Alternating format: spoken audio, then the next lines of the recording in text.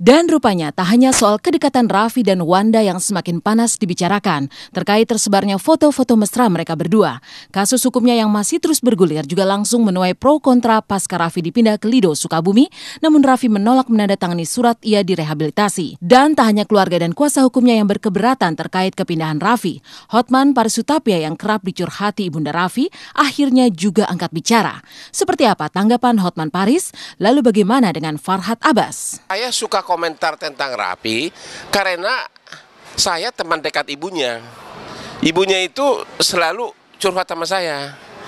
Bahkan sebelum dia mau direhab pun ibunya udah curhat.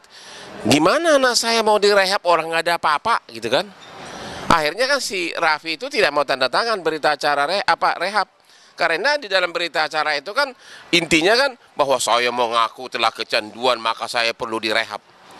Nah, kejadian yang dialami Raffi ini sebenarnya harus mendapat perhatian dari Presiden RI maupun dari Komisi 3 DPR. Kalau saya menyarankan, ya ini saya sebagai temannya Ibu Raffi, ya pertama segera lapor ke Komisi 3 DPR, panggil BNN, lapor ke SBY. Ya ini kan kasus ini kan dipantau oleh seluruh masyarakat Indonesia. Dari awal saya sudah katakan, ya,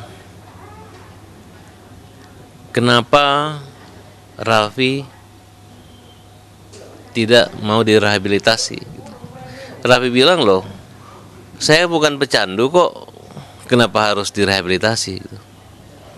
Ya karena memang undang-undang ini harus ditinjau. Kalau orang yang kecanduan saja dilindungi, kok orang yang menggunakan satu butir dihukum babak belur? Ya kan, kira-kira seperti itu. Tapi melihatnya ini nggak sih Bang? Jadi ke depan jangan hanya berpikir penanganan narkoba. Kalau di penjara itu ya kalau pengedarnya silakan. Tapi kalau pengguna satu ya suruh pulang aja. Permalukan aja yang wajib lapor, udah kapok itu. Pasca dibawa ke tempat rehabilitasi narkoba di kawasan Lido, Sukabumi, pro kontra pemindahan Raffi Ahmad memang kian panas. Seperti diketahui, pihak Raffi pun menolak menandatangani berita acara penolakan rehabilitasi. Perdebatan sengit terutama terjadi antara Hotma Sitompul dengan Sumirat Dwianto. Karena selama ini tidak ada ketergantungannya, tidak ada pengguna, tidak ada narkoba. Jadi kenapa mesti direhab? Jangan sampai begini nih, orang sehat masuk kemari, menjadi tidak sehat, menjadi tergantung. Kesalahan oknum BNN mengirim Raffi ke rehab, tidak boleh. Sebab menurut undang-undang yang boleh minta rehab orang itu sendiri karena dia sadar dia menggunakan, orang tuanya, atau penetapan hakim. Ini kita dalam rangka menyelamatkan anak bangsa, seorang anak bangsa yang saat ini mengalami proses dalam hasil pemeriksaan dokter ya, itu kecanduan. Oleh karena itu ya daripada kalau dia di sini pasti dokter kita harus nungguin 24 jam juga kan. Di sementara tempat kita bukan tempat rehabilitasi adanya di Lido. Namanya ketagihan, dia masih ada tingkat ketagihan, tapi secara fisik darah dan urin sudah negatif.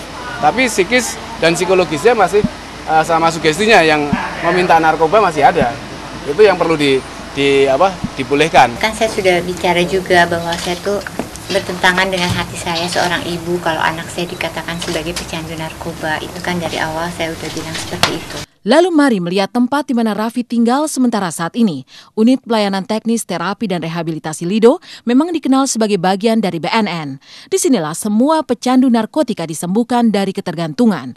Hingga saat ini ada sekitar 200 orang yang sedang menjalani rehabilitasi, termasuk Raffi, namun menolak menandatangani. Lalu seperti apa tempat Raffi beristirahat? Sebagai panti rehabilitasi, Lido memang kompleks yang luas, dirancang untuk memberi suasana berbeda di daerah pegunungan dengan hawa sejuk. Para pasien tidak ditempatkan dalam penjara, melainkan seperti di asrama dengan bangsal dan barak-barak.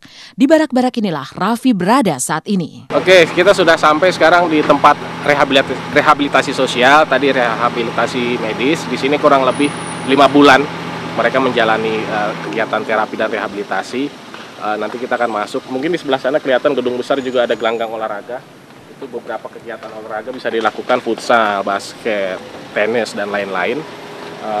Boleh kita masuk lihat, di sini ada juga perpustakaan.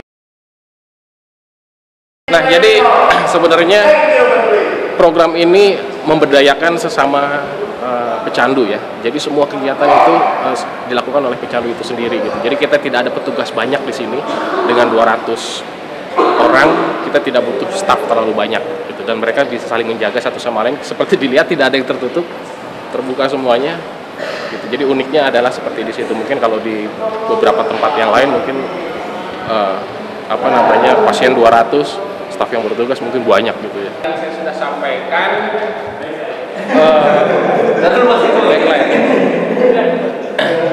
Oke, sekarang kita ada di masih di bagian gedung tadi Therapeutic Community, cuma yang rumah pertama House of Hope tadi ini buat teman-teman yang sudah pernah ada riwayat rehabilitasi sebelumnya. Jadi ini sebenarnya tidak asal buat dan tidak asal tempel, ini hasil karya juga teman-teman.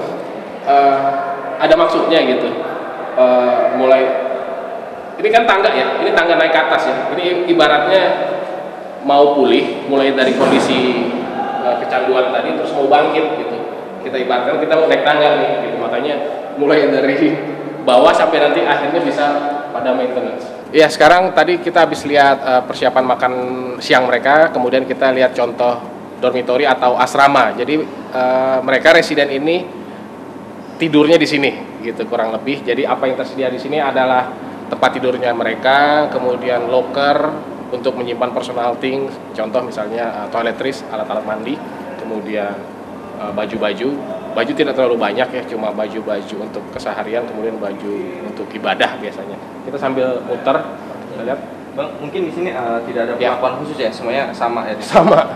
Sama. Jadi karena sifatnya dormitory, jadi ya sudah berarti sama gitu. Kita bukan sistem per kamar gitu, tidak.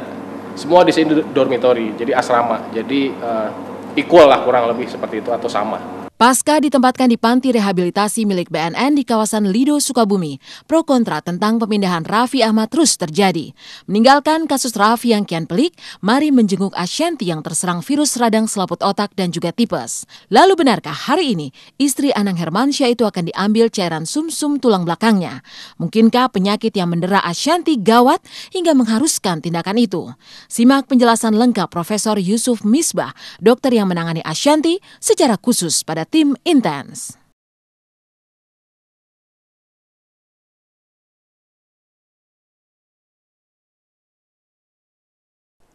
Meninggalkan kasus Raffi Ahmad yang masih penuh dengan perdebatan, mari kita melihat kondisi terkini Ashanti yang masih terbaring lemah di rumah sakit.